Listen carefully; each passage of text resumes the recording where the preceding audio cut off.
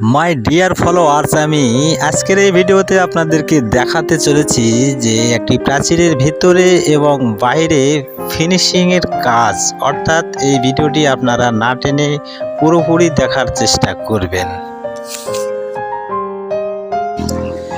কি আশ্চর্যজনক এই ব্যাপার! 5 ফিটের মানুষ 6 ফিটের পাট্টা দিয়ে ওয়ালে ঘষে ওয়ালকে সমতল করছেন, কেননা এখানেই ফিনিশিংয়ের কাজটি করা হবে। এখানে আমরা দেখছি যে এই বড় ওয়ালটি ফিনিশিং করা একজনের পক্ষে সম্ভব নয়, তাই এখানে দুইজন মিস্ত্রি কাজ করছেন। একজন মিস্ত্রি মশলা লাগানোর পরে সেই মশলাকে পাটটা দিয়ে কেটে সমান করে দিচ্ছেন এবং আরেকজন মিস্ত্রি হাতে কুর্নি নিয়ে পুটিং দিচ্ছেন এবং রোসা ঘুরিয়ে ফিনিশিং করে দিচ্ছেন।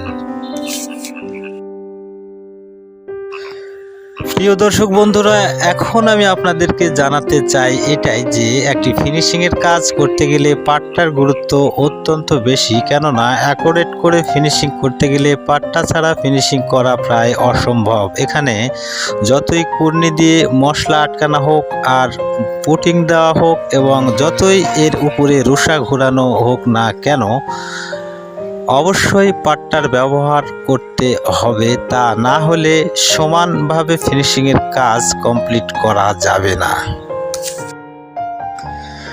সুপ্রিয় দর্শক বন্ধুরা, এই কাজগুলোকে যখন আমরা করতে দেখি তখন আসলে মনে হয় কাজটা অনেকটাই সহজ, কিন্তু বিষয়টা তা নয়।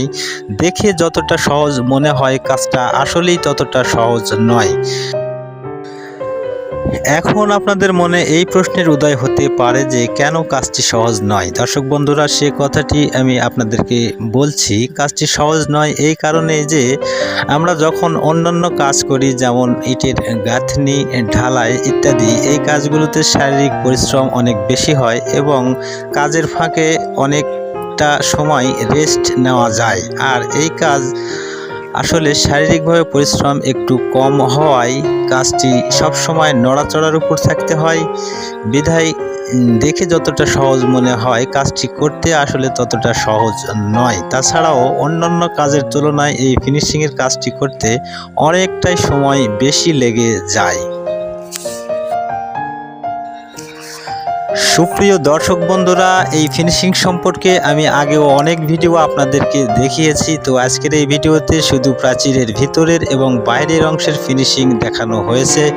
তো দেখতে দেখতে আমরা ভিডিওটি প্রায় শেষ প্রান্তে চলে এসেছি, তাই কথা আর না বাড়িয়ে আমি হাবিবুর রহমান আজকের মতো এখানেই বিদায় নিচ্ছি। সবাই সুস্থ সুন্দর এবং ভালো থাকবেন। আল্লাহ হাফেজ।